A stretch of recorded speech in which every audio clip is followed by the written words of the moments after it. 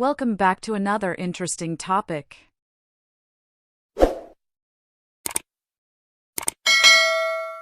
अस्सलाम वालेकुम स्टूडेंट्स, आज की इस वीडियो में हम डिस्कस करेंगे what is colonialism and how it is different from imperialism. Colonialism word आपने यकीनन बहुत बार सुना होगा और अगर स्पेशली आप लिटरेचर के स्टूडेंट्स हैं तो फिर ये वर्ड बार बार आपके सामने आएगा, सो इट बेटर कि आपको इसकी अंडरस्टैंडिंग हो। तो सबसे पहले अगर हम इसकी डेफिनेशन देख लें तो colonialism is the policy or practice of acquiring full or partial political control over another country, occupying it with settlers and exploiting it economically।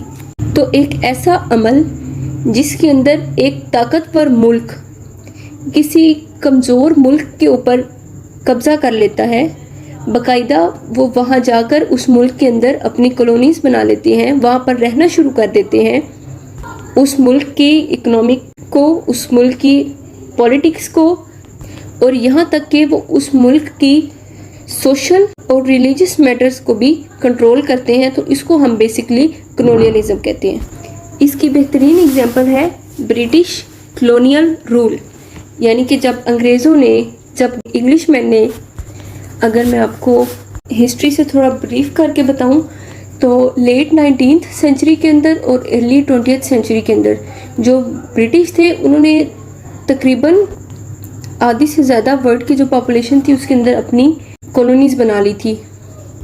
Specially Asia और अफ्रीका के अंदर ब्रिटिश कॉलोनीज़ थी 1850 से लेकर तकरीबन 1950 तक। तो गोरों ने बेसिकली क्या किया था कि एशिया और अफ्रीका के अंदर अपने उनकी पॉलिटिक्स को, उनकी इकोनॉमी को, उनकी लैंग्वेज को और उनकी जितनी भी नेचुरल रिसोर्सेज थी उन सबको कंट्रोल कर लिया था और वो वहाँ के जो लोग थे उनको एक्सप्लॉइट करते थे।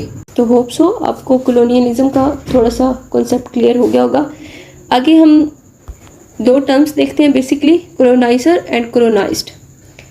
तो कॉलोनियलिज्म के अंदर कॉलोनाइजर ऐसा कंट्री होता है जो दूसरों को कंट्रोल कर रहा है, यानी जो दूसरे कंट्री में जाकर रह रहा है, और कॉलोनाइज्ड वो लोग होते हैं जो उस कमज़ोर मुल्क से बिलोंग करते हैं, जो वहाँ के रिहायशी होते हैं, जो वहाँ के नेटिव होते हैं। तो जो मैंने अभी आपको एग्जांपल दी, इसके अंदर कॉलोनाइजर कौन थे? ब्रिटिश थे, यानी कि अंग्रेज़, और कॉलोनाइज्ड कौन थे? अफ्रीकन्स। तो बरे सगीर पाक हिंद पे जब अंग्रेज़ों की हुकूमत थी वो कॉलोनियलिज्म की एक एग्जांपल है। तो अब हम देख लेते हैं कि कॉलोनियलिज्म इंपीरियलिज्म से किस तरह डिफरेंट है। तो इंपीरियलिज्म होता है उस कमज़ोर मुल्क में जाए बगैर अपने मुल्क में रहते हुए उस मुल्क के मामलात में मुदाखलत करना और उसे डायरेक्टली और इनडायरेक्टली कंट्रोल करना, जबकि कॉलोनियलिज्म ये होता है जब आप फिज़िकली जाकर उस मुल्क के अंदर खुद रह रहे हैं, वहाँ पर आपने अपनी कॉलोनीज बना रही हैं, आपके लोग वहाँ जाकर रह रहे हैं और उनको कंट्रोल कर रहे हैं। सो ये माइनर सा डिफरेंट है कॉलोनियलिज्म और इंपीरियलिज्म में। इंपीरियलिज्म में होता है अपने कंट्री में रहते हुए जब किसी और कंट्री को कंट्रोल करना, अपने से कमज़ोर को, और कॉलोनियलिज्म होता है उनके मुल्क में जाकर रहना और वहाँ के लोगों को एक्सप्लॉइट करना।